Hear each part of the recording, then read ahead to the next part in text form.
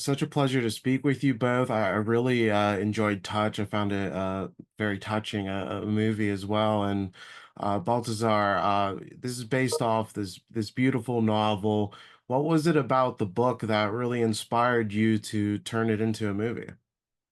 Well, I thought, this is a woman's journey from this small island called Iceland, that his journey, like to be in school in London and getting to know this girl, Miko from Japan, and you kind of learn about these events and these stories. And I just loved how that singular view and how how the story opens up as we go through and the kind of the obstacle to which becomes the obstacle to the love story. I just love how that the mystery of that and how that is revealed through the book that kept my attention and then going through culture and different countries. I thought it was a very appealing opportunity to make a film out of this. Yeah, it's really this worldwide love story, which is, and I'm glad it's getting this worldwide release too, because love is a very universal concept. And Palmi, you play a very key role. You play Christopher when he's younger, and the movie kind of goes back and forth. And you work at this Japanese restaurant, and we see this really beautiful first love develop. What did you like most about showing this very innocent love that sticks with this man for the entirety of his life? Um, for me, it was well, mostly this connection that happens, totally at random or mostly at random. Um, these two people who meet each other completely by circumstance, but it takes over the trajectory and the course of their entire lives. I thought was very compelling and touching. Um, yeah, I think that's what I most enjoyed about it, for sure. Yeah, yeah, it's really beautiful. And Baltasar, I love how the film jumps between the multiple time periods. Did you always have that order of events in mind? Was that in the script, or was that something found in the editing? Oh, some of it is found in the editing, but of course it's written in that way too. But we did change quite a lot because I wanted to flow as emotional connection rather than intellect always. Like I didn't want like, oh, because he said that we cannot see that. But I wanted it flow from where we are with the mindset of him and his thoughts but I also think sometimes I wanted the movie to answer questions that are asked in the old like in the modern time.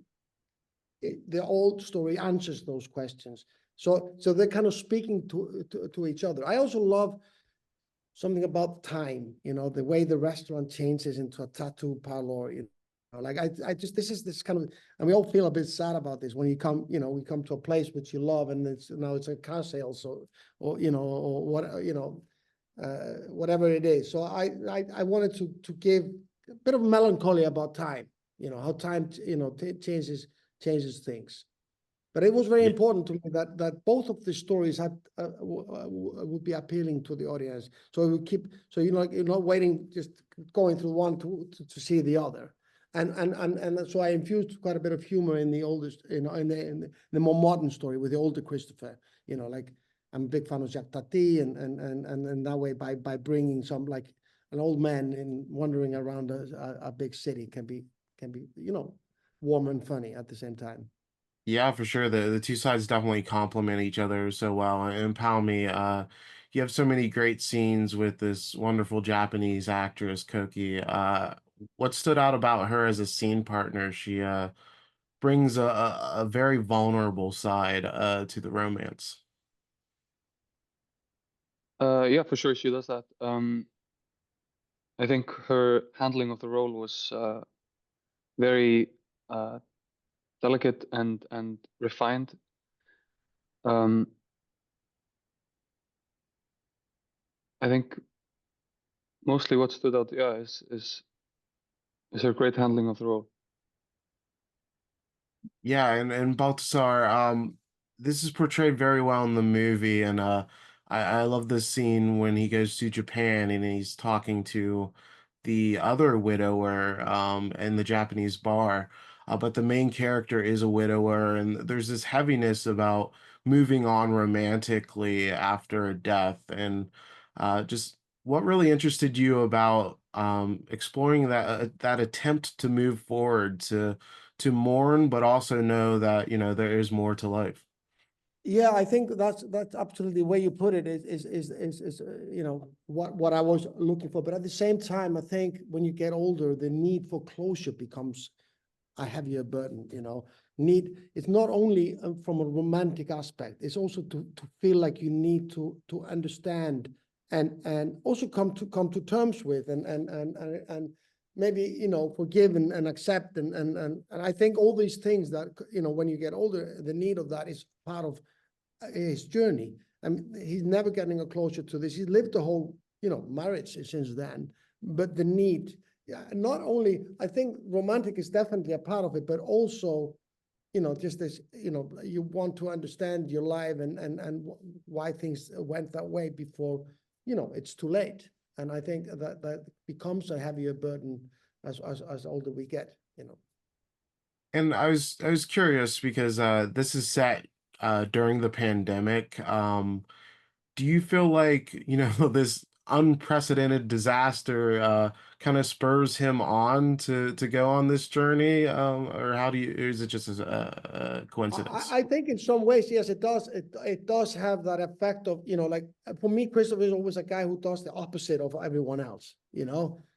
When his schoolmates he's a very free spirit in a gentle way, while his schoolmates are fighting over politics, and he decides to go and work in a Japanese restaurant, you know, and he has this kind of way of doing things opposite to other. And when most people are closing down and not traveling, he takes on the journey of his life, you know. And I love that kind of contrast in that, and how also for me, I mean, I know people, there were tragedies and terrible things that happened in COVID, but also it's nice to look upon it. And there were so many silly things also done, you know, decisions and I mean, in this country, there were some funny things that you go like, what doesn't make any sense to me. So I thought that was a kind of interesting way, but also because the movie is Cold Touch, and it's about, you know, a young couple that meets and touch each other in a way,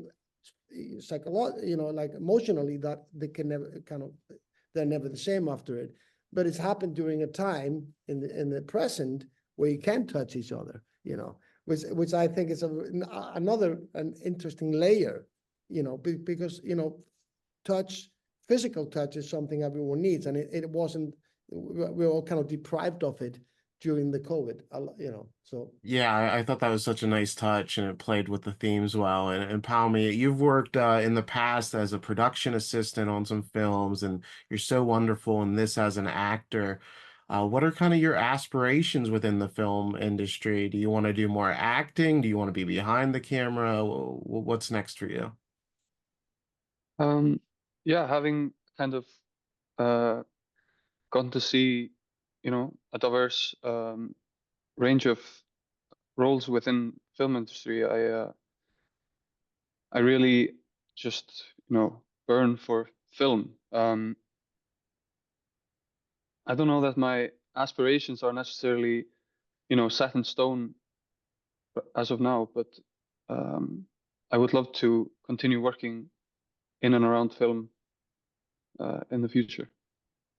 Awesome. I hope to see you continue acting as more in the future as well. And Thank Baltazar, you. I was curious, what was the biggest challenge with telling this story that spans over 50 years from a storytelling perspective? Because I thought you found that balance so well with the both sides, but that had to be tricky. Yeah, that's absolutely one of the things that was very important to me, because I do know how complicated and challenging that can be to find the balance between stories. So one is not lacking, and another one is, you know, kind of superior. I thought it was very important. I also thought that they had to speak together.